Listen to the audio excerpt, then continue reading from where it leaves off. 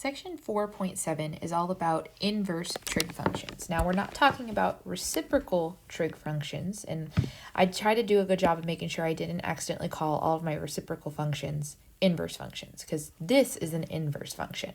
They are also sometimes called arcsine and arccosine, and then arctangent. So inverse sine, inverse cosine, inverse tangent, or arcsine or arccosine and arctangent. They have two names, same deal. So before we really get started, let's try to remember what in the world is an inverse function. In like September, maybe October, we defined inverse functions or functions to have inverses if and only if. I didn't misspell the if, that's supposed to be two F's. That's the mathematical way to say if and only if.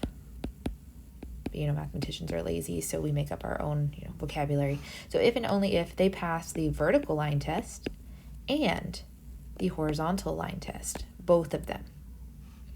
Inverses are reflections of the graph over the line y equal to x. So not over the x-axis, not over the y-axis, not about the origin, but over the diagonal line across your graph, y equals x. The way that we found an inverse was to switch x and y and solve, or resolve, if you will. Resolve is not really a word, but resolve for y. So for instance, and I'm just going to show you this for a second, if I did sine of x is equal to y, I would do sine of y equal to x, right? I switched the x and y, their position, and I'm going to resolve for y. The problem being is I don't really have a way to undo sine the way I can maybe if we changed this to just be like 5x equal to y, which means 5y equal to x. Like, this is pretty obvious. What we're going to do to undo this 5y, we're going to divide by 5. So we would know that y is equal to x over 5. These two functions are inverses. The problem is I don't really have a way to undo sine until we learn about the arcsine or inverse sine. The way that we write this is we would say that y is equal to the inverse sine of whatever's on the other side, x. So this is like how multiplication and division are inverses or opposites.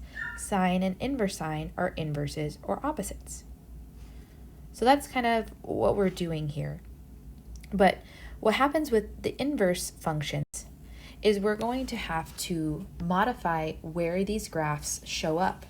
Because if you look at the regular sine function, which is graphed here, does it pass the horizontal line test?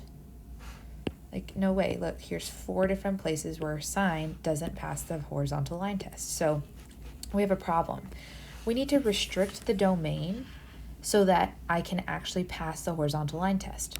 So if we try kind of just something, if we start at 0 and then, I don't know, make it to pi, does that section pass the horizontal line test? Nope. Okay, so we try again. There is a section, an interval on the regular x-axis where this graph would pass both the vertical and the horizontal line test.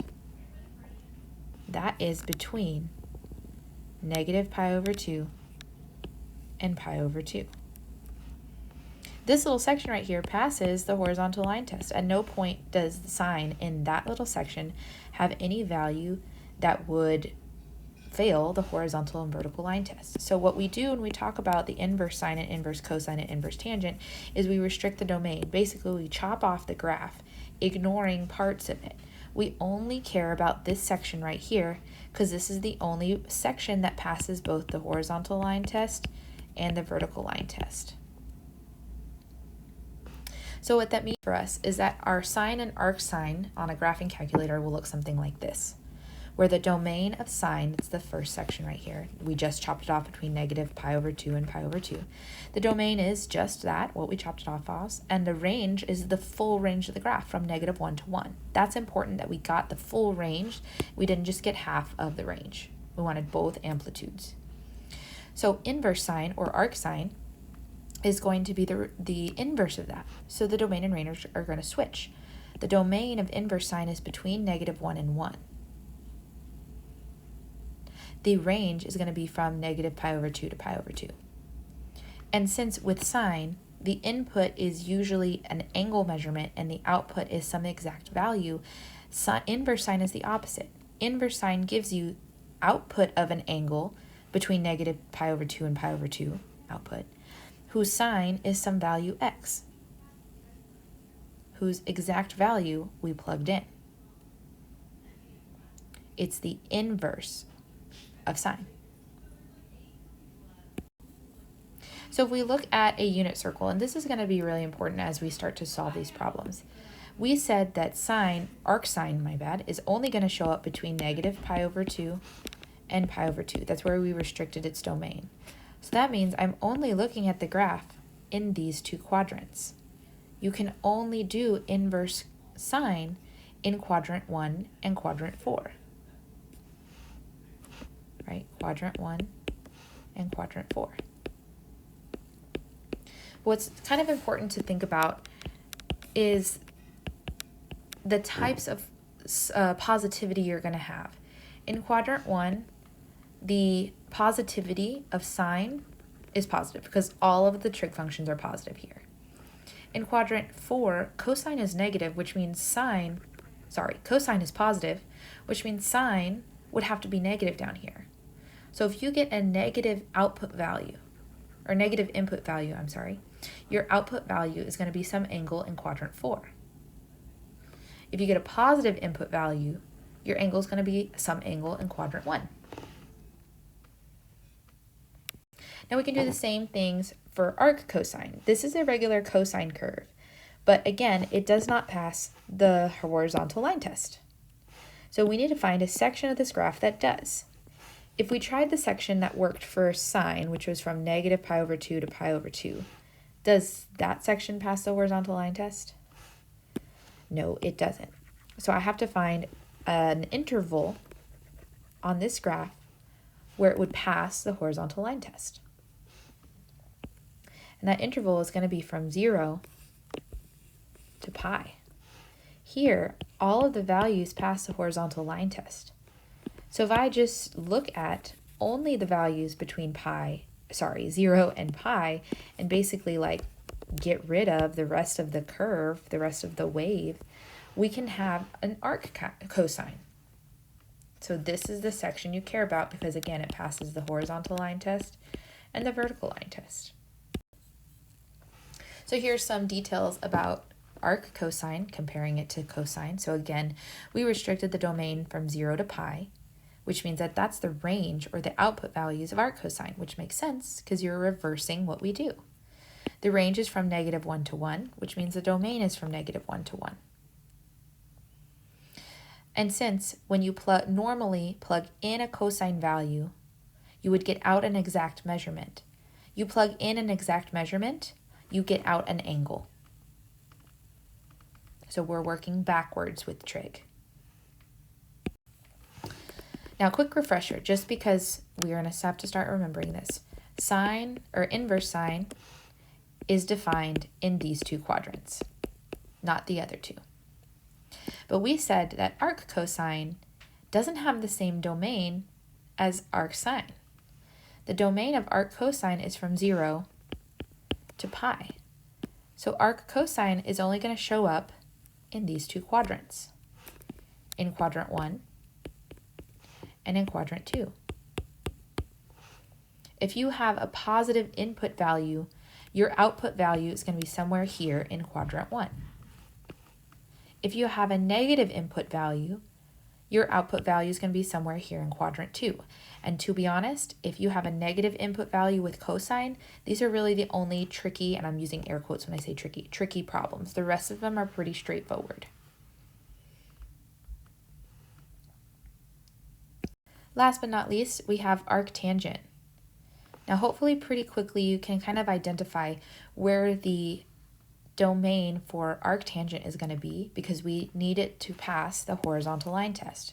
And right now, this graph of tangent doesn't. But if we restrict the domain to things just between negative pi over 2 and pi over 2 exclusive, not including those vertical asymptotes because it's not defined there, and we got rid of all of the other waves all of the other periods of this graph, we have a graph that would pass the horizontal line test. Incredible. Okay, so we know the section that we're working with for arctangent or inverse tangent, because again, this is the section that passes both the horizontal line test and the vertical line test. So here's arctangent. Again, its domain we've chopped off to being between negative pi over 2 and pi over 2. Please note that I started using parentheses because these two values here and here are vertical asymptotes, which means it's undefined there. But its range is still all real numbers, so it's still going to go down unbounded to negative infinity and up to positive infinity. So when we do arctangent, the domain is all real numbers, left and right, and the range is bounded by negative pi over 2 and pi over 2 exclusive. Just like the other two, inverse tangent is going to give you an angle measurement because it defines the angle measurement between negative pi over 2 and pi over 2, whose tangent is this input value, so whose exact value is in here. Okay, so we review. Sine is only defined in quadrant 1 and quadrant 4.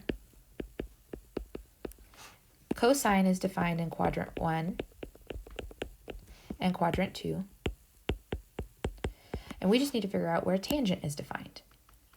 But we also, just like sine, had to restrict its domain to negative pi over 2 and pi over 2, which means that tangent is also only in, arctangent is only in quadrant 1 and quadrant 4, just like sine. So like there should be nothing in quadrant 3. Sorry, quadrant 3, you don't have any of the inverse functions. Now this screen right here is probably the most helpful for you to do your work.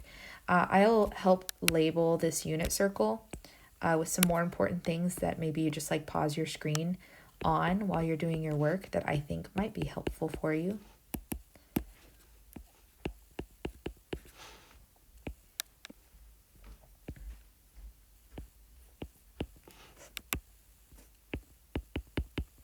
These might be helpful values for you as you do your work, since we know exactly which quadrants each of our trig functions is defined. Okay, so here's what an example might look like. So here's what a question might look like. I know this says example 4. I've reordered them since I made my slide set. We want to find out what the inverse sine or arcsine of square root of 3 over 2 is.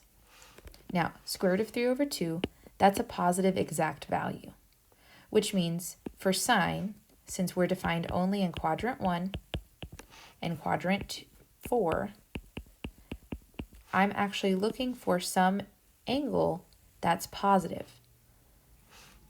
So inverse sine of x is going to be positive, our positive values in quadrant 1 and our negative values in quadrant 4. Because all of our functions are positive in quadrant 1. Okay, great. So we know since that input value is positive, we're looking in quadrant 1. We're looking specifically for some angle where the sine is square root of 3 over 2. If I were to complete this triangle, and this is way more work than you need to do, I'm just trying to explain it. This would be square root of 3 opposite over hypotenuse.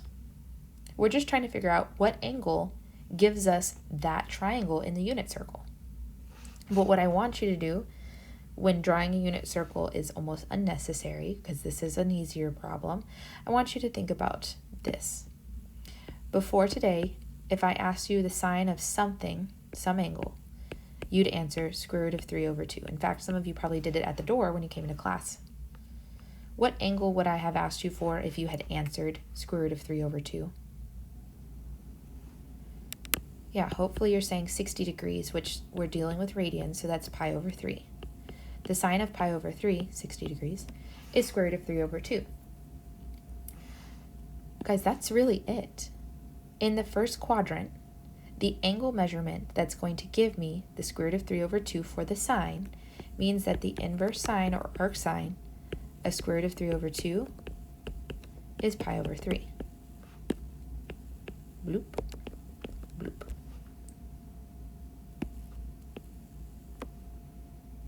Okay, that's what I'm asking for. Pi over 3. That is the angle measurement in radians. We're using radians. That if I took the sine of it, it would give me square root of 3 over 2.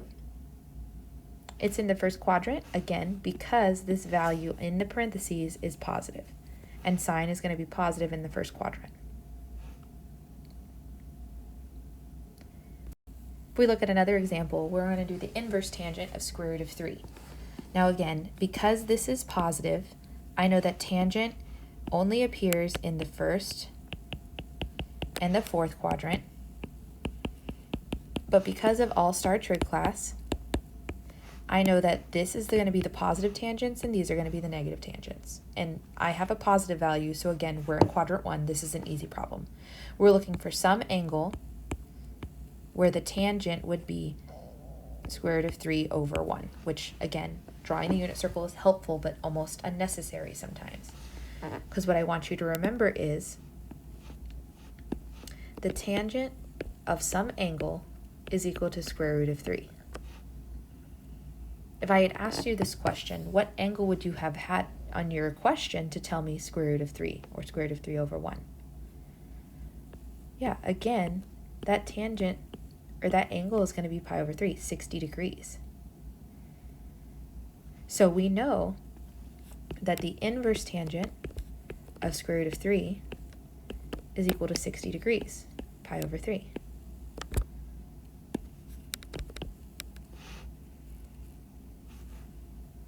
This is just inverse tangent. We know that this is in quadrant 1. Again, this is our checker with the unit circle. This is in quadrant 1 because it's positive, and pi over 3 is in quadrant 1. Now, if I do sine of 0, I don't recognize 0 as being part of like the hand trick for quadrant 1. What I do recognize 0 as is one of the coordinate points on my unit circle. There's 2 places where sine is 0. Remember, sine is the second coordinate. It's always cosine, comma sine for my coordinates around the unit circle. So this is 1, 0, 0, 1, negative 1, 0, and 0, negative 1. So we're looking at the second parts of all of these unit circles. These are all the sine values. So I know 2 things. I know that sine of 0 degrees or sine of 0 radians is equal to 0. I also know that the sine of 180 degrees is also 0. Okay, so there's 2 possible answers here until you remember that inverse sine is only defined in the first quadrant and in the fourth quadrant. So can I use pi? No, it is not defined for sine. So I know that I'm using not this one, but this value for sine. So if the sine of 0 is 0, then inverse sine of 0 is also 0.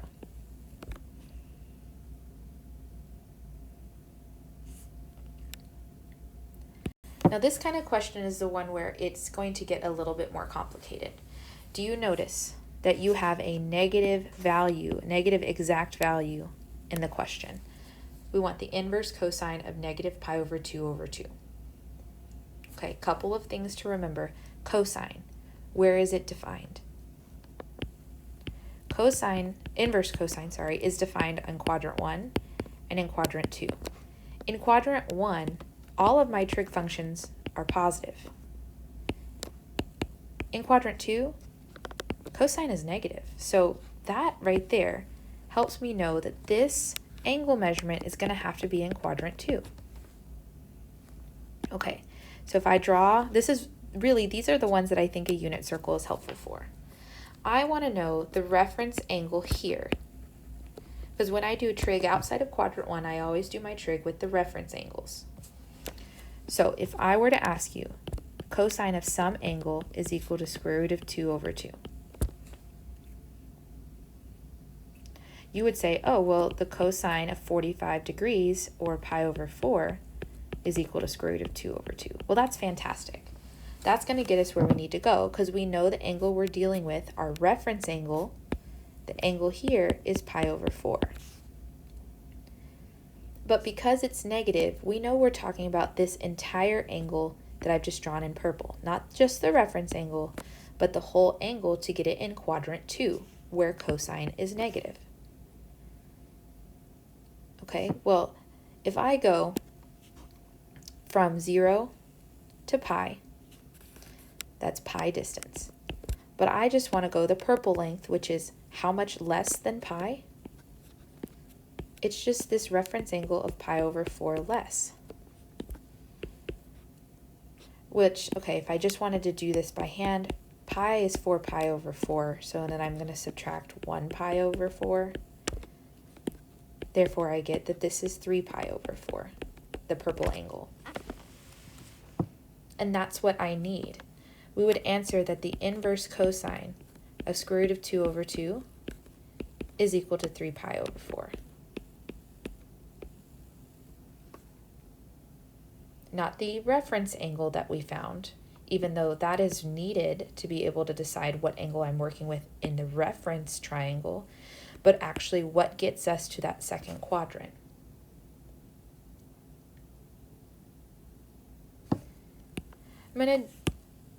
I'm gonna do one more example, and it's kind of going off book, but I think that it's gonna be helpful to see. We're gonna do what is the inverse sine of negative 1/2. Just because we haven't done a negative sine or cosine. So I want to make sure I have an example on this video for you. Again, when they're negative, we just need to kind of think about a unit circle. You may not need to draw a unit circle every time, but it's helpful. Inverse sine is defined in quadrant 1 and quadrant 4. But because of all-star trig class, I know that the first quadrant sine is all positive, therefore the fourth quadrant sines are negative. Since my input value is negative, I know I can't be dealing with something in the first quadrant. I have to be dealing with something in the fourth quadrant. We're dealing with this reference angle. Okay, so if I just think in regular terms of sine, sine of theta is equal to 1/2. That means theta would be what? 30 degrees or pi over 6. Okay, but I need to get into the fourth quadrant. Unlike cosine, where we went from the regular 0, the positive direction, to get to my angle, inverse sine is not defined here. So we actually can't travel where that purple graph is all the way around. No way, Jose, can't do that. Instead, I actually just need the reference angle. To go from 0 to this angle down here, I had to go a negative pi over 6 distance. Which means that this inverse sine of negative 1/2 is just negative pi over 6. Again, we can't go all the way around like we did with cosine and have to do that math to figure out what the angle is outside of quadrant 1 because it is not defined here. So we can't actually pass by it. It's undefined there. We can only go this direction instead of this direction. And that's different for sine and tangent compared to cosine. Again, I explained a whole lot more than you'll need to show me on these problems. A lot of these are just like fast facts. If you can go from here to maybe show me this work and then get to the final answer, that's really all I'm going to need to know that you know how to do this.